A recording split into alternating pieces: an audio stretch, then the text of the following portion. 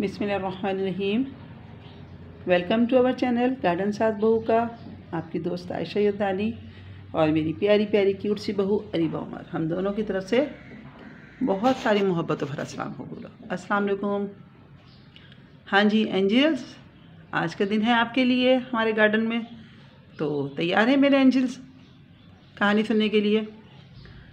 तो दोस्तों, ये कहानी जो मैं आज आपको सुना रही हूँ बहुत ही अच्छी, बहुत ही इंजॉयफुल कहानी है ये। तो मुझे उम्मीद है कि बच्चे भी इंजॉय करेंगे, बच्चों की मम्माज भी इंजॉय करेंगी, क्योंकि ये कहानी जो है, इस कहानी का नाम है सब्र का पंखा। तो इससे पहले जो है ना, ये कहानी मैंने अपने बहन भाइयों को सुनाई थी। माशाल्लाह से मेरे ख्याल में आज ये तीसरी जनरेशन सुनने के लिए जा रही है। तो मेरे जो छोटे बहन भाई होते थे ना, तो उनको मैं सुनाती थी, तो बड़ा इन्जॉय करते थे। उनको अभी तक काफ़ी हद तक वो कहानियाँ याद हैं। तो इंशाल्लाह मैं स्टेप बाय स्टेप आपको ज़रूर सुनाऊंगी। और आपको पता है आज का हमारा स्लोगन है, बल्कि हमेशा का स्लोगन है हमारा ये, कि जुड़े रहिए सबके साथ। तो हमने सबको अपने साथ जोड़ के रखना है, पिछली जनरेशन को भी, नेक्स्ट जनरेशन को भी। तो फिर मैंने अपने बच्चों को माशाल्लाह से, जब वो हो गए तो उनके और सुनने के लायक हो गए तो उनको सुनाई।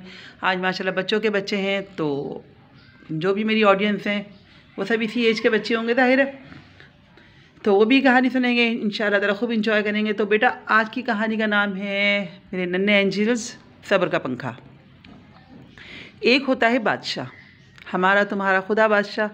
पुराने ज़माने में कहानी ऐसी शुरू होती थी ना, हम अब जब अम्मी से सुनते थे ना अपनी, तो वो हमेशा ही शुरू करती थी इस तरह से, इसी तरह स्टार्ट लेती थी कि एक होता है बादशाह, हमारा तुम्हारा खुदा बादशाह, जो हमेशा से और हमेशा रहेगा। तो एक होता है बादशाह, उसकी होती है कोई औलाद नहीं होती। काफ़ी अर्से के बाद अल्लाह ताला उसको औलाद से नवाजता है, तो उसकी एक शहज़ादी होती है। तो जैसे नजूम में से जायचा निकलवाते हैं ना पुराने ज़माने के बादशाह लोग, तो इस तरह से वो अपनी बेटी का जायचा निकलवाते हैं, शहज़ादी का। तो वो बोलते हैं, नजूमी बोलते हैं कि बादशाह सलामत, वैसे तो शहज़ादी के साथ सब कुछ सही रहेगा, लेकिन जब ये 12 साल की उम्र की होगी ना, तो ये आपसे बिछड़ जाएंगी, ये आपके साथ नहीं रहेंगी ये। तो कहते हैं खैर चलो, इतने अरसे के बाद अल्लाह ताला ने उनको औलाद से नवाजा होता है, तो कहते हैं चलो जब 12 साल की होगी देखी जाएगी। तो क्या करते हैं कि फिर वो रहने लग जाते हैं। अब 12 साल में जब कुछ महीने रह जाते हैं या कुछ हफ्ते रह जाते हैं, तो वो क्या करते हैं कि घर से निकल जाते हैं, अपने महल से निकल जाते हैं अपनी बेटी को लेके, बहुत सारा ज़्यादा राह लेके। ज़्यादा राह का मतलब होता है खाने पीने का सामान, जो ज़रूरी सामान होता है, तो वो अपना बैग पैक करके ले जाते हैं उनको। तो कहते हैं ना मैं यहाँ महल में होऊंगा, ना मेरी बेटी मुझसे बिछड़ेगी, ना कोई ऐसे अवामिल पैदा होंगे कि वो मेरी बेटी मुझसे बिछड़े। तो वो निकल जाते हैं उसके अंदर। अब चलते चलते काफ़ी अर्सा उनको गुजर जाता है, 2-4 हफ्ते गुजर जाते हैं उनको चलते चलते। पहले ज़माने में कोई ये गाड़ियाँ वगैरह तो हुआ नहीं करती थी, ना कोई एरोप्लेन होते थे, ना कोई हेलीकॉप्टर होते थे, कोई गाड़ी नहीं होती थी। या तो लोग पैदल सफ़र किया करते थे, या फिर वो गधा गाड़ी पे, किसी ऊँट पे, खच्चर पे या घोड़े पे इस तरह सफ़र किया करते थे। तो पहले ज़माने का वो जो ना सफ़र बड़ा मुश्किल हुआ करता था। खैर वो ऐसा चलते चलते एक जंगल से में पहुँचते हैं, तो वहाँ पे उनको एक महल बना हुआ नज़र आता है। तो उनके पास जो भी ज़्यादा रहा होता है ना, वो ख़त्म हो जाता है, सारा खाना पीना सब ख़त्म हो जाता है। अब बादशाह सलामत को बहुत प्यास लग रही होती है, तो वो अपनी बेटी से बोलते हैं कि बेटा, ये जो सामने महल नज़र आ रहा है ना, तो हम ऐसा करते हैं यहाँ से पानी पी लेते हैं, फिर उसके बाद आगे चलते हैं। तो कहते, हम दरवाज़ा नॉक करते करते कोई भी नहीं आता। तो वो बादशाह सलामत बोलते हैं कि बेटा, ये शायद अंदर ना कोई पर्देदार ख़वातीन है, तो आप ऐसा करो कि अंदर जाके ना पानी लेके आ जाओ उनसे, और उसके बाद फिर मैं भी पानी पी लूँगा, फिर हम चलेंगे आगे। तो कहती ठीक है शहज़ादी। अब शहज़ादी अंदर जाती है, तो उनको पूरे महल में कोई भी नज़र नहीं आता, लेकिन पानी सामने रखा हुआ होता है। तो वहाँ से पानी पीती हैं, ख़ुद पानी पी के और बाहर आती हैं, फिर अपने बाबा जान को पानी पिलाती हैं। पानी पिला के जैसे ही वो वापस मुड़ती हैं, गिलास कहते हैं तुम गिलास रख के आ जाओ, बाबा जान उनको बोलते हैं कि गिलास वापस रख के आ जाओ। अब वो जब वो गिलास रखने के लिए वापस मुड़ती हैं, तो अचानक दरवाज़ा बंद हो जाता है। वो कहती हैं बाबा जान दरवाज़ा खोलिए। वो कहता है बेटा, मैंने दरवाज़ा नहीं बंद किया, ये दरवाज़ा ख़ुद ब खुद ही बंद हो गया।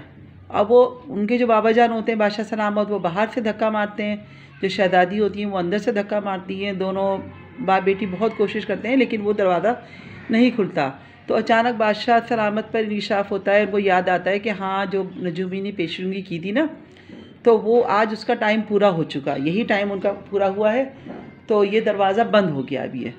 तो वो पूरी कहानी उनको सुनाते हैं अपनी बेटी को कि बेटा, इस तरह से जब आप पैदा हुई थी ना, तो नजूमी ने पेशेंगोई की थी कि 12 साल की उम्र में आप हमसे बिछड़ जाएंगी, तो शायद यही मुशय्यत इज़्ज़ी है, तो अल्लाह ताला की रज़ा इसी के अंदर है।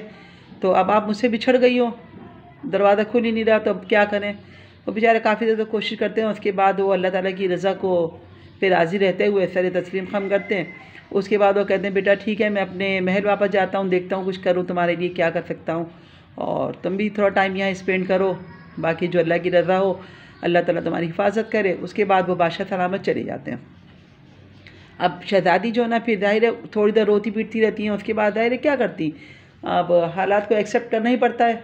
हालात को एक्सेप्ट करते हुए वो फिर राज़ी बरज़ा रहना पड़ता है। तो उसके बाद फिर उन्होंने पूरे महल का जायज़ा लिया, तो पूरे महल के अंदर बहुत सारे कमरे थे, बहुत सारे कमरे थे। अब एक कमरे के अंदर पंखे ही पंखे भरे हुए हैं, एक कमरे के अंदर कुर्सियाँ ही कुर्सियाँ भरी हुई हैं, एक कमरे के अंदर हमारे समझ लें ये प्लांटर ही प्लांटर भरे हुए हैं, किसी के अंदर ये मनी प्लांट पूरा भरा हुआ है, किसी के अंदर हमारा ये रोयो प्लांट भरा हुआ है, किसी के अंदर एस्पैरगस भरा हुआ है। तो इस तरह से उनके प्लांट्स भी होते हैं, बहुत सारी चीज़ें भी होती हैं किसी कमरे में। ये कुर्सियाँ ही कुर्सियाँ भरी हुई होती हैं, देखें किसी कमरे में वो वॉल क्लॉक भरा होता है, किसी में पर्दे, किसी में पंखे, किसी में कुछ, किसी में कोई, मतलब एक चीज़ एक कमरे के अंदर भरी हुई होती है पूरी। तो उसके बाद वो और एक कमरे में जाती है, तो उस कमरे में एक शहज़ादा लेटा हुआ होता है, वो सो रहा होता है, उसके पूरे जिस्म पर सुइयाँ चुभी हुई होती हैं। तो उसके ऊपर बड़ा बड़ा बोर्ड लिखा हुआ था, उसके ऊपर लिखा होता है कि ये शहज़ादा एक जादू के तहत जो है ना, किसी जादूगर ने इसके ऊपर जादू कर दिया है, किसी शहर के तहत जो है ना ये सो रहा है, तो इसकी 2 सुइयाँ रोज़ाना निकालनी है, और जो लास्ट टाइम आएगा इसके सारी सुइयों को निकालने का, तो लास्ट टाइम पे जो ना उसकी वो आँखों की जो सुइयाँ उसकी घुसी हुई हैं वो निकालनी है। तो जिस दिन इसकी आखिरी ये सुइयाँ निकलेंगी ना, 2 सुइयाँ निकलेंगी, तो वो उसकी सुइयाँ समझ लो फिर वो शहर से आज़ाद हो जाएगा, वो ज़िंदा हो जाएगा। तो जो भी हैं आप, जो भी हैं, तो आप प्लीज़ जो है ना शहज़ादी की सुइयाँ निकालना शुरू कर दें। तो वो खैर दायरे उन्होंने रहना सहना वहीं होता, तो वो 2 सुइयाँ निकालती है, फिर उसका अपना काम करती हैं।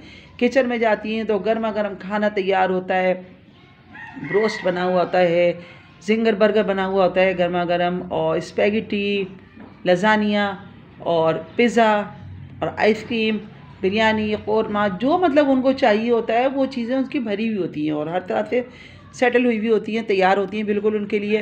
वो खैर खाना खाती हैं, पीती हैं। कपड़े भी एक कमरे में कपड़े ही कपड़े भरे होते हैं, एक कमरे में ज़रो जवाहिर भरे हुए होते हैं। वो जो मर्ज़ी अच्छे से अच्छा कपड़ा निकालती हैं, पहन लेती हैं, जो मर्ज़ी ज़ेवर निकालती हैं वो पहन लेती हैं, फिर वो अपनी ज़िंदगी को एक्सेप्ट कर लेती हैं, तो फिर वो रहने लग जाती हैं उस घर के अंदर, उस महल के अंदर। तो अब रहते रहते एक दफ़ा वो छत पे टहल रही होती हैं, तो गली में उनको आवाज़ आती है, टक टक टक टक टक टक।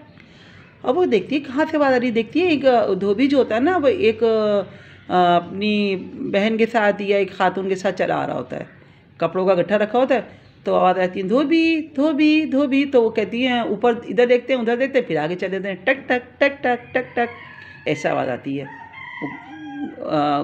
गाड़ी गधा जो चला रहा था ना, उसके कदमों की आवाज़ होती है, टक टक टक टक, तो सन्नाटे में गूंज रही होती है।